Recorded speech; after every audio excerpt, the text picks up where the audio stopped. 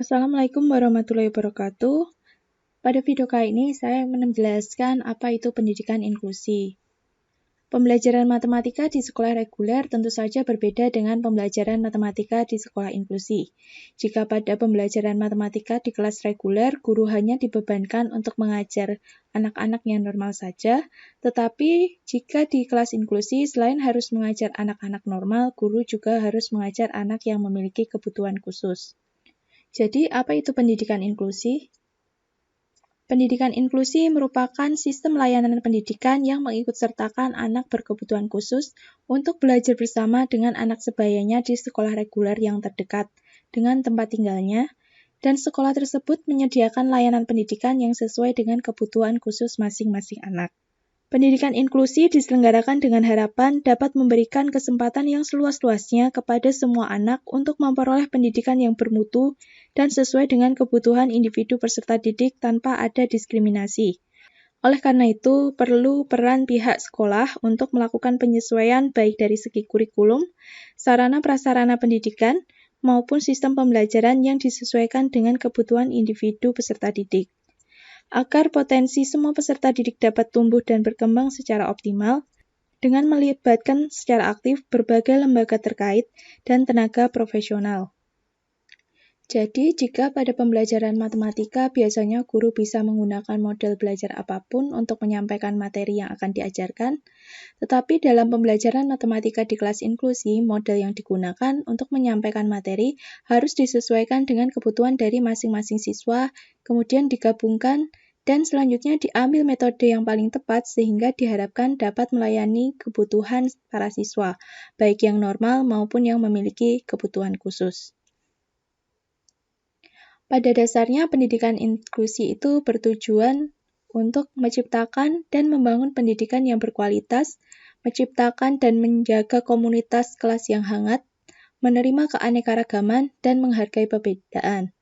Selain itu, kita harus bisa menciptakan suasana kelas yang menampung semua anak secara penuh dengan menekankan suasana sosial kelas yang menghargai perbedaan yang menyangkut kemampuan, kondisi fisik, sosial, ekonomi, suku, agama, dan sebagainya, serta mengakomodasi semua anak tanpa memandang kondisi fisik, sosial, intelektual, bahasa, dan kondisi lainnya.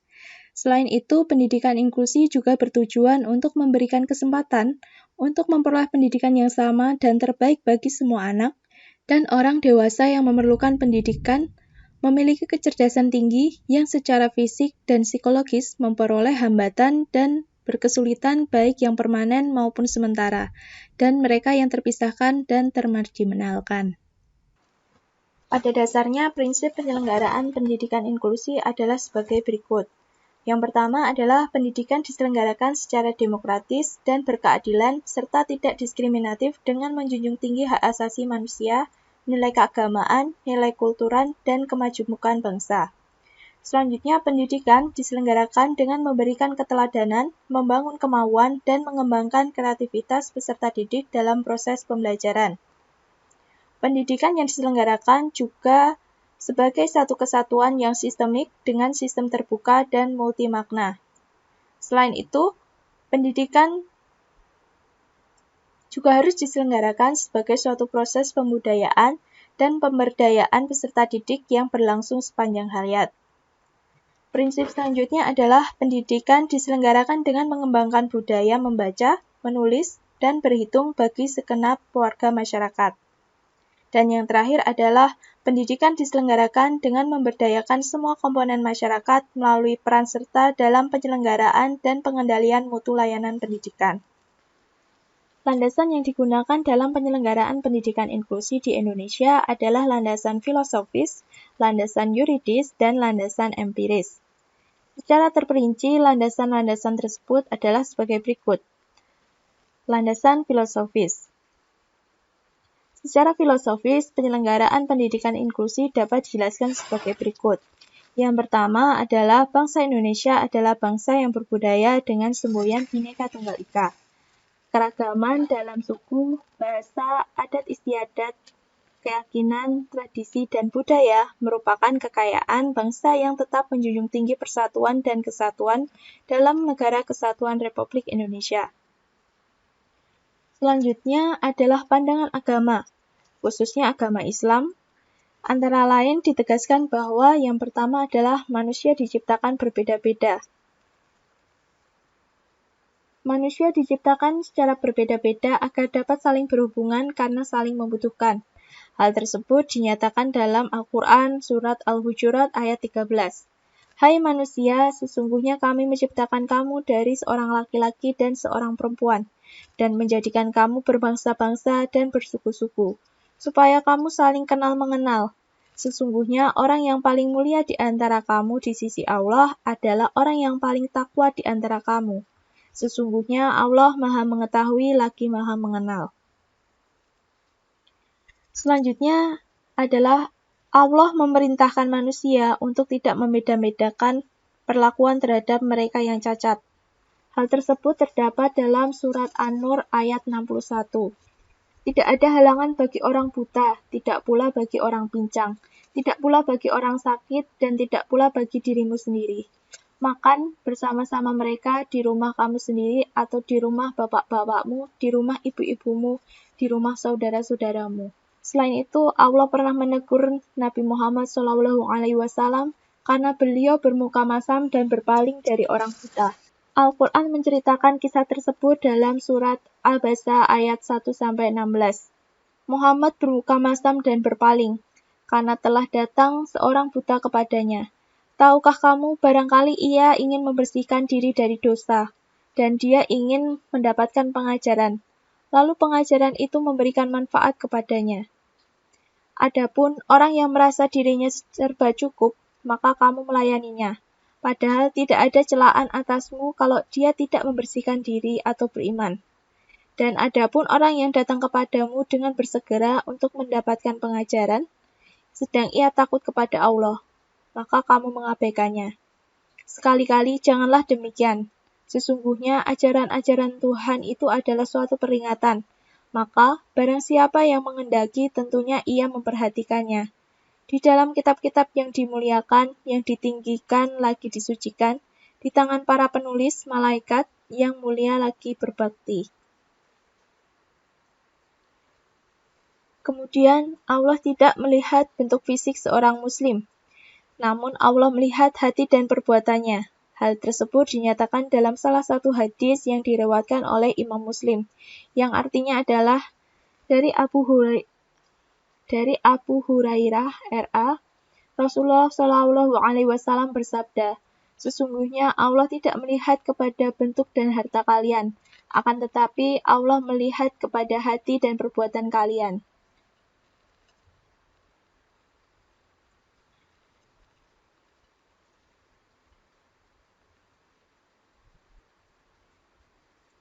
Hal tersebut dikarenakan tidak ada keutamaan antara satu manusia dengan manusia lainnya.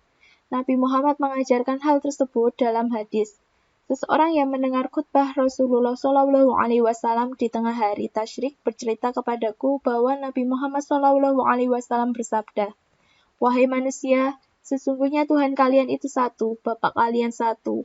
Maka sungguh tidak ada keutamaan orang Arab atas orang Ajam. Begitu pula sebaliknya, tidak ada keutamaan yang merah atas yang hitam, begitu pula sebaliknya, kecuali takwa. Landasan filosofis yang terakhir adalah pandangan universal hak asasi manusia menyatakan bahwa setiap manusia mempunyai hak untuk hidup, hak pendidikan, hak kesehatan, dan hak pekerjaan. Itu adalah 3 landasan filosofis dalam penyelenggaraan pendidikan inklusi. Selanjutnya adalah landasan yuridis. Terdapat 8 landasan yuridis penyelenggaraan pendidikan inklusi. Yang pertama adalah Undang-Undang Dasar 1945. Selanjutnya adalah UU Nomor 4 Tahun 1997 tentang penyandang cacat. Kemudian UU Nomor 39 Tahun 1999 tentang Hak Asasi Manusia. Landasan yuridis selanjutnya adalah Surat Edaran Dirjen Dikdasmen nomor 380/C.C6/MN/2003 tahun tanggal 20 Januari 2003 perihal pendidikan inklusi. Selain itu, landasan yuridis lainnya adalah UU nomor 23 tahun 2002 tentang perlindungan. Lalu, UU nomor 20 tahun 2003 tentang sistem pendidikan nasional. Lalu ada peraturan pemerintah nomor 19 tahun 2005 tentang standar nasional pendidikan. Yang terakhir adalah Peraturan Menteri Pendidikan Nasional Republik Indonesia Nomor 70 Tahun 2009 tentang pendidikan inklusi bagi peserta didik yang memiliki kelainan dan memiliki potensi kecerdasan dan atau bakat istimewa. Yang terakhir adalah landasan empiris. Terdapat 8 landasan empiris penyelenggaraan pendidikan inklusi. Yang pertama adalah Deklarasi Hak Asasi Manusia tahun 1948. Kemudian ada Konvensi Hak Anak tahun 1989. Ada Konferensi Dunia tentang Pendidikan untuk Semua tahun 1990. Resolusi PBB tahun 48/96 tahun 1993 tentang persamaan kesempatan bagi orang berkelainan. Selanjutnya ada Pernyataan Salamanca tentang pendidikan inklusi tahun 1994. Lalu ada Komitmen Dakar mengenai pendidikan untuk semua tahun 2000. Kemudian di Indonesia ada Deklarasi Bandung tahun 2004 dengan komitmen Indonesia menuju pendidikan inklusi. Dan yang terakhir ada Rekomendasi Bukit Tinggi tahun 2005 mengenai pendidikan yang inklusi dan ramah terhadap anak. Itu adalah ketiga landasan penyelenggaraan pendidikan inklusi di Indonesia. Selanjutnya, bagaimana mengenai sejarah pendidikan inklusi di Indonesia? Sejarah pendidikan inklusi di Indonesia dimulai dari tahun 1960. Pada tahun ini ditandai dengan berhasil diterimanya beberapa lulusan SLB tunanetra di Bandung untuk masuk ke sekolah umum, meskipun ada beberapa upaya penolakan dari pihak sekolah.